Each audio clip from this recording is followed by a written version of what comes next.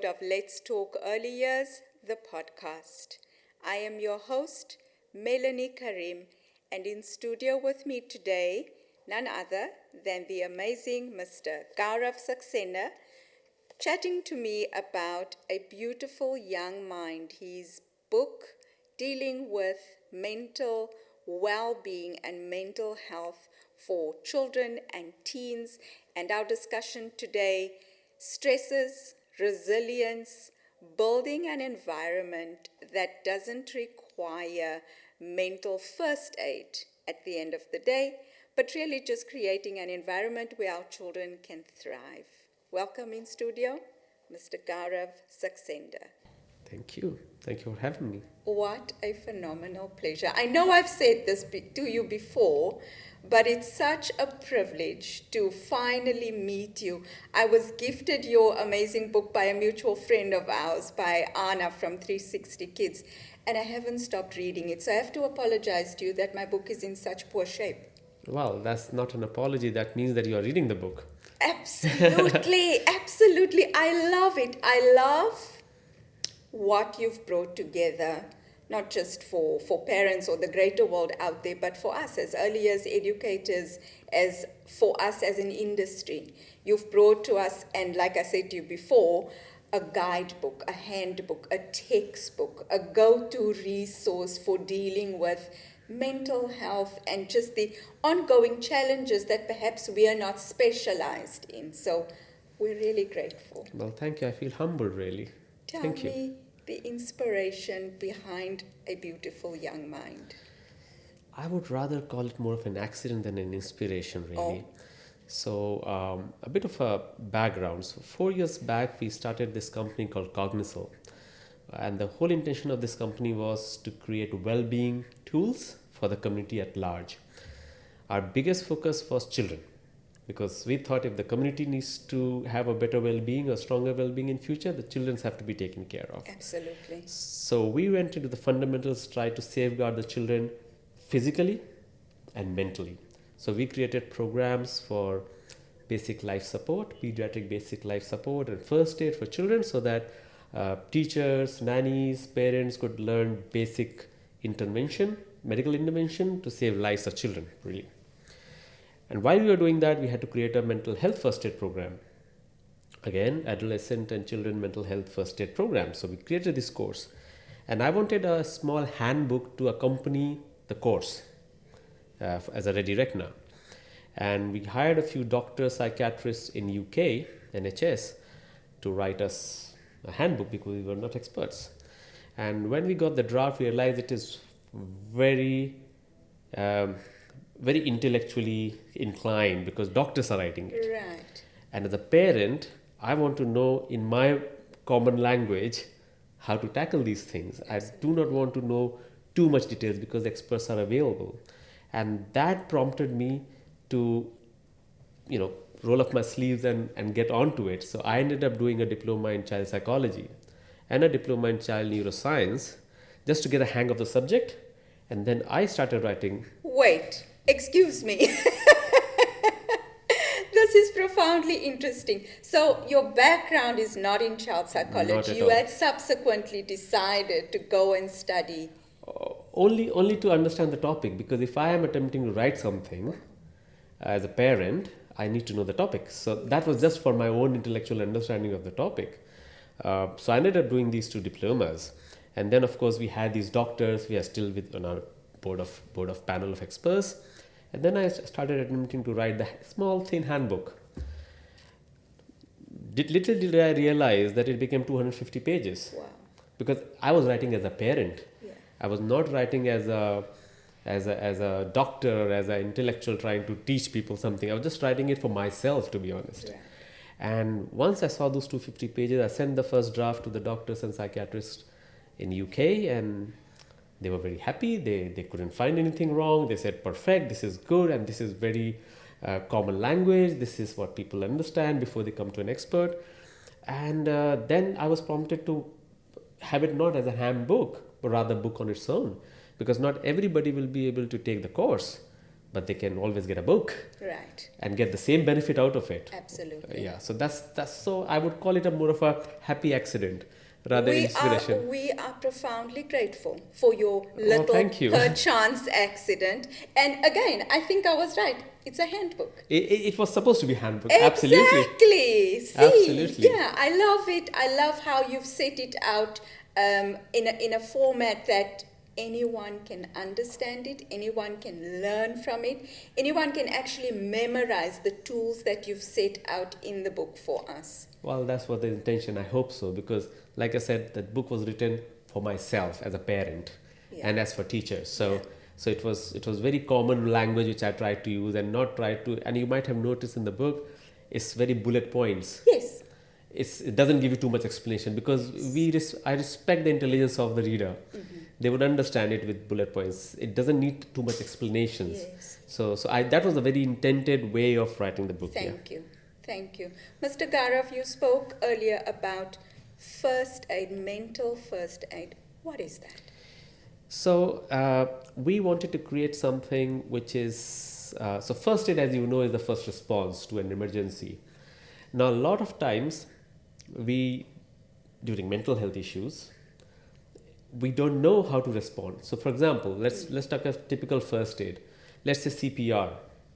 Now, if a person is choking or needs CPR, if you're not trained to do CPR, you really can't do much. Right. Or and more risky is you'll do something wrong. Yes. If you try to intervene. Yes. And this, if you can just put this analogy to mental health, the similar thing. So if you can't identify what is going wrong with a person, a child perhaps, you would not know the tools or skills to respond. So if a child says, I don't want to talk to you, so you say, no, I'm an adult. I'm stronger than you. I'm bigger than you. You have to talk to me when I talk to you. Right. Now that might not be that child doesn't want to talk to you. Right. We need to respect that. Absolutely. Yes. But we have done, I have done the similar mistakes earlier. We think, as for a child, we think, oh, we know best. Yeah. We tend to forget that they are independent individual human beings. We don't own them. Yeah. We are guides to them. Yes. They are autonomous from us. Absolutely. Yes. And one of the things which I always give an analogy when I'm talking, when I'm invited for schools or nurseries and other places, is that think of the child as driving his life's car. He's a driver. So he's got hands on his steering wheel, he's got his brake, his escalator, everything. But he's driving his car. The mistake we as adults make, especially parents and teachers, is we are supposed to be navigators. We are supposed to tell them, oh, there's a bump, there's a turn, so that they are safe. Our job is to keep them safe. Right. Our job is not to drive their car, Yes. not to touch their paddle, not to touch their steering wheels. And that is the mistake I myself have done it in the past. I think us as educators too. And I don't think our intentions are, I think our intentions are pure. Absolutely. Yeah, but you're right. They're autonomous from us. They're autonomous They beings. are, absolutely. Yes. So they need to, especially in the formative earlier years, it is very, very important, because the brain is growing exponentially, very rapidly in the first 5-6 years. Yes. And that is the time where it's pretty much overwhelming for them as children, because they are experiencing emotions, they are experiencing touch and feels, sounds, all kind of things, and it is just bombardment of the sensations and sensory inputs. Overload. Yes, Absolutely. perhaps, yeah. And they enjoy it. Yes. They don't complain. It's just that let's help them absorb all that rather than trying to become a barrier to that. Yes. And we tend to have this mistake of trying to become barriers because we think we know best. And we start eliminating the experiences which they are feeling. And experiences are very, very, these are the learning blocks for a child. If you tell a young child, don't do this and start giving him logic, he will not understand logic. Don't keep so there's one example I give in the book as well. So if a child is opening a tap of water and just playing with water, now you think he's wasting water. Yes. And we will try to tell him, close the tap. Don't waste water. You know, water is very precious. All that. He doesn't understand. He's enjoying the sensation of water on his hands. Yes. Let him be. Yes. He will slowly get bored of it. He will get all the experiences he wants to juice out, and then he will move on. Right. But we want things to be done in our timetable. Right. And this is where I feel somehow, with the good intention though, but unknowingly we are restricting their development.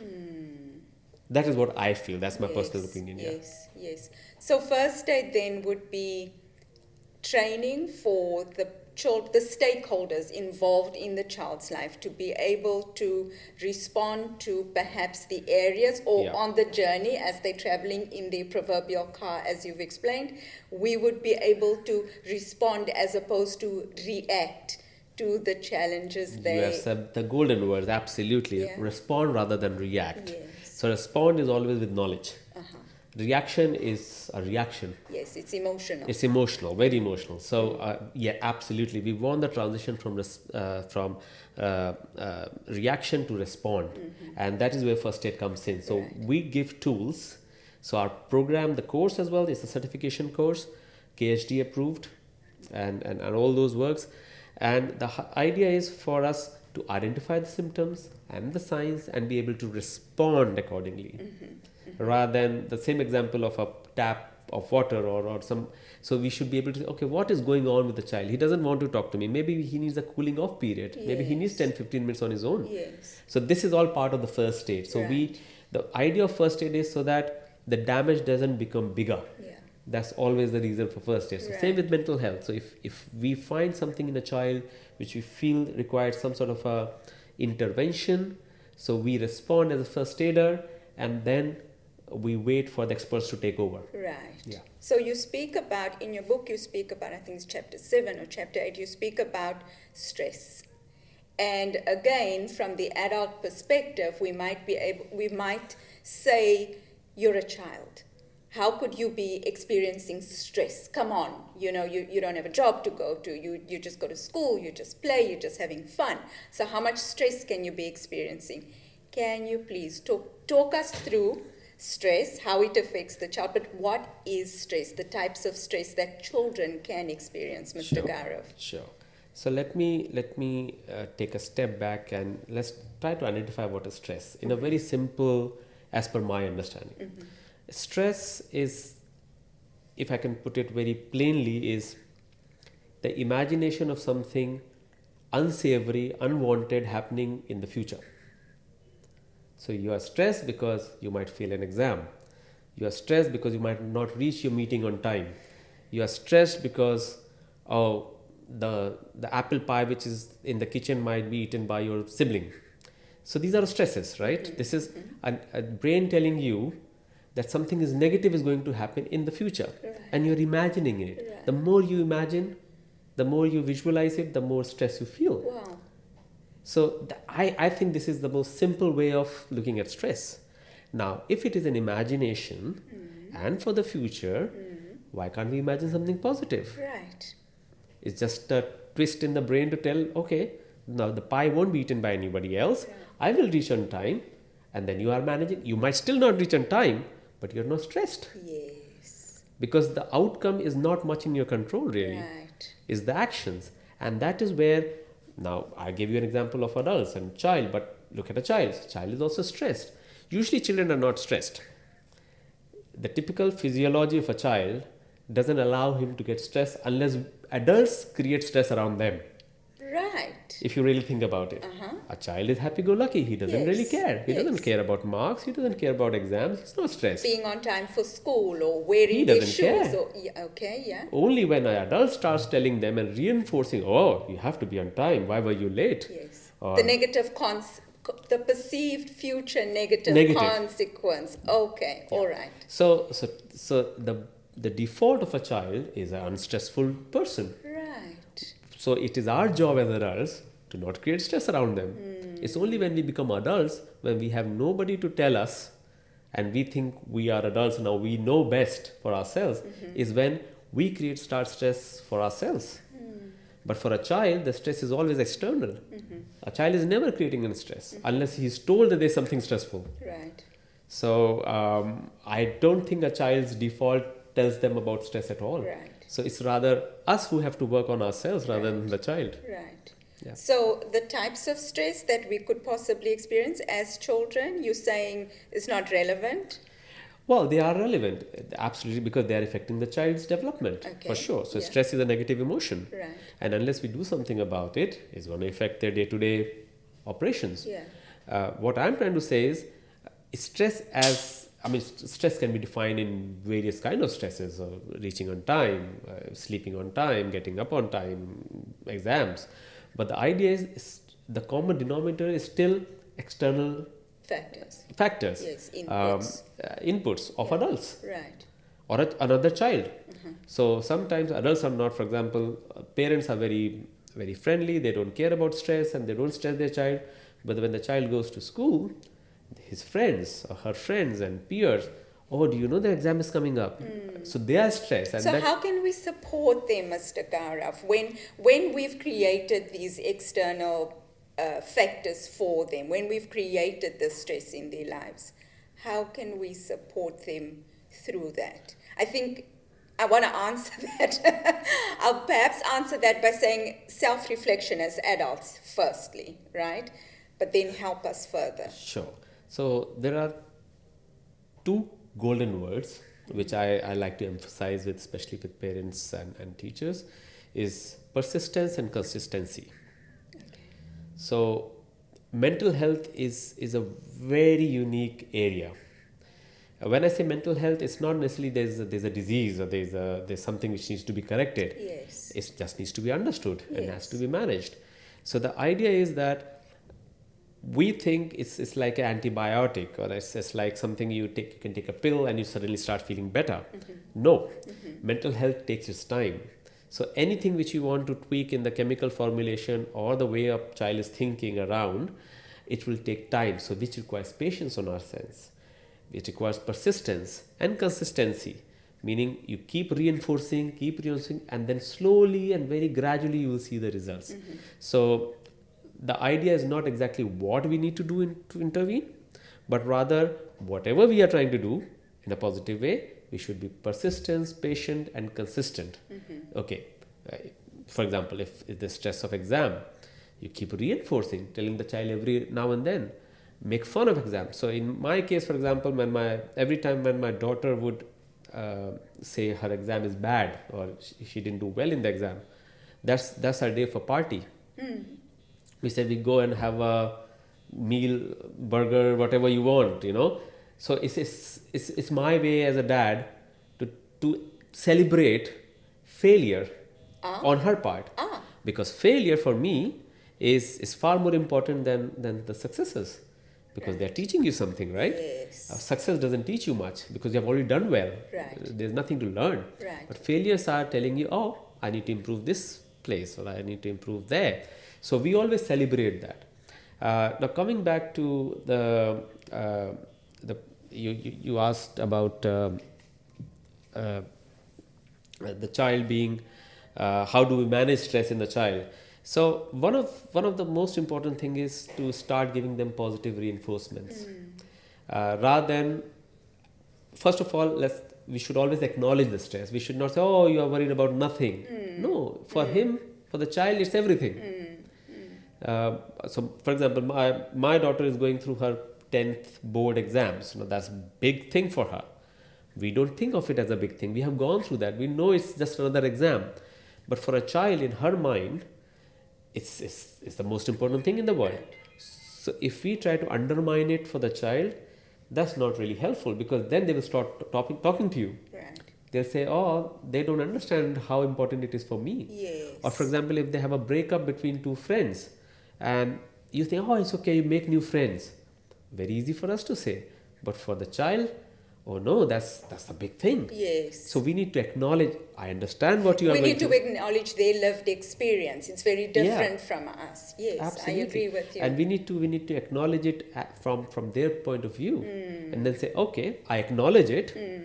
But let's find a way around it. I think it's different though for children in the early years who are perhaps not able to articulate, what is stressing them or how they are interpreting your reactions in their environment. I think it becomes a little bit of a challenge. So can you perhaps share with us some things to look out for, some things that would give us an idea that my child is currently experiencing some sort of negative inputs in their lives? It's very easy actually, especially with younger children. It becomes a little bit more trickier as they grow up, especially during the teenage years. Right.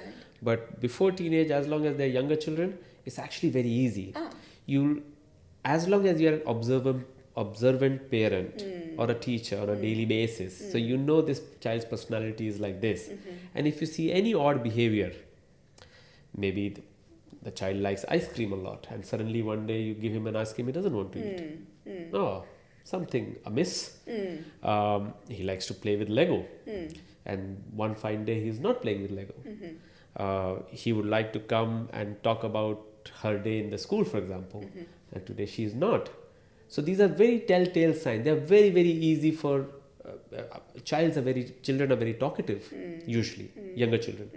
You see they are very suddenly becoming very quiet, withdrawn, or you can actually, it's very easy. They will show you all there because they have no filters as a young child. It will show up. You just have to see the oddities from their regular behavior to the oddity which you see. Right. So you're speaking about a very involved adult and a perceptive adult. You're speaking about a very present adult, whether it be the teacher, whether it be the parent, whether it be the caregiver. So I think that therein lies another key for us as the stakeholders in the child's life, that we need to be present. I don't think we have a choice. Not just physically. I do believe we don't have a choice, but I don't think all of us have that awareness. Yeah. Or all of us are moved to that space, and I'm speaking about presence in terms of not the physical presence. I'm speaking about really being attentive and respectful, as you've mentioned earlier, respectful of who they are as people, that they're not just this another part of us, or miniature part of us, you said it so eloquently previously that we're the adult, and we know everything. Our egos sort of take precedence in how we respond to our children. So very profound, Dr. Gaurav. So speaking about stress again, what part or how impactful is growing resilience in children? Oh, it's very, very important because resilience is something which we call mental resilience as well, is going to shape their future. We all know, I think as adults now, we have realized that life will never be without stress, without challenges, right? One will go, another will come. And that's the fun of it. The moment we start... Oh, I love that you say that. Well, otherwise so boring. Yes. Life would be so boring if everything is going your way. The whole idea of life is it shouldn't go all your way, because then you're intellectually challenged, you're physically challenged, emotionally challenged to solve your challenges, and that's the fun of life. Right. Otherwise it will be very boring. Yes. I'm sure a cockroach's life is very boring. He has nothing much to do. We have so much to do, not for ourselves, for others. Right. So resilience creates that barrier, or rather the armor for us to make fun of these challenges and not take them too seriously, because challenges are something which, well, we don't really create most of the time. They come because they just come. It could be any kind of challenge, and if we start looking at them as something which we have no control of in terms of the output, but the only control we have is the input, and we just focus on input. So if a problem needs to be solved, it will solve on its own time. We will keep trying, we'll be persistent, we'll keep trying. Right. But don't stress yourself to think we have this responsibility or the pressure to get the output which we want. The output is not in our hands. Millions of factors have to play the right role to have the output. For example, I'm coming to you for the interview, for example, right? Now, it would seem very easy. I just got up from my house, got into my car and drove all the way and came. seems pretty easy, yeah? But if you really look at it, how many millions of things have to play right Yes. for me to arrive on time Yes. here? Yes. The car has to start. Car has thousands of moving parts. It had to be right. The roads have to be clear. The signals have to be in the right. I have to start at the right time. I have to dress up at the right time. So many factors, and a lot of them are beyond your control. I can't control the roads. I can't control my car. I can't control the weather. But it's just the perfect timing that everything was fine, everything was perfect, so I reached on time. Right. And this, if you start implementing in every challenge in life, this is exactly how it happens. There are factors which are beyond our control. We should leave them aside, and there are things which we can control. And we should only focus on things we control. Now, something which we start in the book as well is we call metacognition. Now, metacognition, I think, if at all anything, it is one of the most important thing a child should be taught at a very early stage to build resilience. Now, metacognition, in very simple terms, it's a very heavy word, but it's very simple. It's basically for a child to understand why you are going through that emotion, understanding the emotion rather than reacting to it. So, for example, if you're feeling angry, a child is feeling angry. Now, when I am talking to children, usually I give them this example of BTS. So, BTS is the K-pop group. So, I use that analogy to explain to them what you should do, like an instant relief of any negative emotions you're feeling, stress, anger, despair, whatever it is. So, it's basically B stands for breathe. So, when you're feeling that emotion, before you react, breathe, take deep breaths. It will help you physiologically. T is think. Think why you're feeling this. Oh, my toy is broken, for example. Okay, it is broken. Can I fix it? Maybe I can. Maybe I cannot. In both cases, I don't need to stress, because if I can fix it, I can fix it. If I can't, I can't. So, if you give your brain time to think, so intellectually you are giving yourself some cooling off period. Right. So, physically we took care of, and intellectually we took care of. And the S is speak. One of the things we all do, especially with adults as well, we don't speak to others. We don't talk about and it doesn't have to be your parent or anybody you trust, a friend, a teacher, a mentor, whoever, spouse. Talk. I'm feeling this. It will just let you release that steam out of your system. If we do this BTS every time we feel stress, even as adults, you suddenly start feeling that you'll be able to control your situations and environments of your emotions much better. Right. I love that. I think with just in the early years is for us as educators, as parents, as stakeholders, to give children the words to put to their emotions first, and to teach them that their emotions are okay to have. Absolutely. Yeah, I think for us, and certainly the generation that I come from a generation of suppressed emotions where you were not allowed. And again, I'm reflecting on when you speak about the adults in your space didn't allow for much emotion. The only thing we actually shared was, agreement with how they felt about how we were feeling. Yeah. So I think it's a new space for perhaps people my age to navigate, to be able to allow children to put the words to what they're feeling, put the words to how they feel these emotions, and give them the freedom and respect to actually articulate and to experience their emotions. And therein we begin to build what you say as metacognition, as resilience, yeah? Sure, absolutely. I think you absolutely hit the nail on the head. The onus is on the adults. It's not on the child. All this we talk about even in the book, the whole onus is on us. Yeah. So we cannot pass on any responsibility to the child at all. Yes. It is up to us how we create the environment around them. Yes. How do we build that emotional connections with them, and how do we become an example of what they absorb? Because I was talking to one of the ladies. She was a mom, and I asked her how long. So we were talking about digital detox. So she mentioned that her daughter, I said, okay, how long do you allow your daughter to do your iPad? Oh, I don't allow her to do it more than 30 minutes in a day. I said, fantastic, that's great. Is she happy? No, she's not very happy. But I like to take care of her, I don't want. I said, that's very nice of you, but have you ever thought why she's not happy, not being allowed more than 30 minutes of iPad? No, I didn't think about it.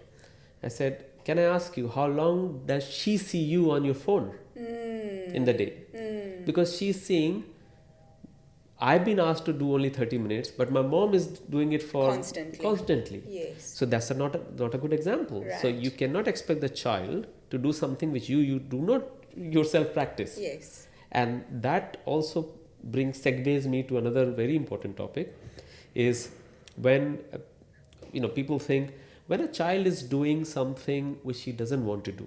So you ask him to go and sit down there. He doesn't want to, but he does it. Now we feel he's very obedient, he's a very good child, or he listens to adults and all that. And this is my personal observations. There are only two reasons why a child listens to us as adults.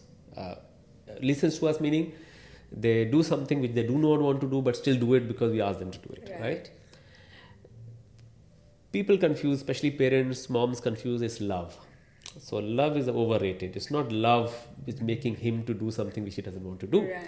There are only two main reasons. One, he knows that you are a utilitarian individual for him. So meaning if a father or a mother or a teacher is saying, I know I feel safe, they will give me food, they will give me protection. So the child psychology understands that these people are important in my life. Right. Because for me to survive, these people needs to be there, because somebody will feed me, somebody will protect me, somebody will give me clothes, toys, whatever. Right. That is one reason. So that's more of a carrot for them. Right. The other reason for them is, imagine a child looking at someone who's twice or three times the height and stronger physically. Inside of me, my heart is beating so fast. I'm thinking the second one would be fear. Absolutely. So It's that's fear. the carrot and the stick. Oh. Both together. So imagine if we are standing and we have a 8 foot strong person standing, will we not listen to him? Yeah. We'll do anything he asks us to do. Yes. Exactly what a child is feeling. Yes. And this is why in the end of the book, when I talk about how to interact and communicate with a child, I talk about what should be your body language, what should be your environment. Why should a child feel either threatened or have the carrot of benefits coming from you? They should do it by understanding the situation. So if a child is lying down on the floor, he wants to talk to you like that, you lie down with him. Right. If he's sitting, you should be at the same eye level with the child. Yes. Don't, if you tower over him, he will feel intimidated. Yes. So these are the two reasons. So I'm sorry, I just segued into this, but this is, I thought. Please. Yeah. This is profound. Mr. Gaurav, last words, final words for our audience. I think we have covered most of it in our talk, but most important thing is I would like all adults, whether teachers or parents, to start respecting the individuality of a small child. He's not a toy, he's not a thing which we own, he's an independent individual. We may perceive that he has lesser experience, which is true, but he's no less intelligent. For his age, he's super intelligent. Yeah. We should not try to compare our intelligence of 30 years or 40 years or 25 years with an 11-year-old child or a 5-year-old child. Yeah. Because at a 5-year-old, he's as intelligent as you at 40. So as long as we start treating them as individuals, I think we should be all right. Mr. Gaurav, I'm so grateful. Thank you. Thank you so much for your insight and sharing just your wonderful wisdom with our audience. I would like to know, where can we find your book? So the book is available on Amazon. It's on Amazon. It should be available in a few stores soon. But usually it is Amazon is the easiest one, so it's available there. Yeah. Okay. Yeah. Thank you. Welcome. Thank you for having me. Certainly a wonderful and insightful conversation with Mr. Gaurav Saxena, sharing on how we can build those critical skills in children and teens and just young adults in our lives. Thank you so much. If you've enjoyed our episode today, you can go and find us on YouTube, Spotify, and Apple Podcasts. Go and follow us on Instagram, where we share throughout the week our thoughts, our inputs, and of course, we'd love to hear yours as well. Go and like and subscribe to our page over there. Thank you so much for joining us. Until the next time, this is Let's Talk Early Years.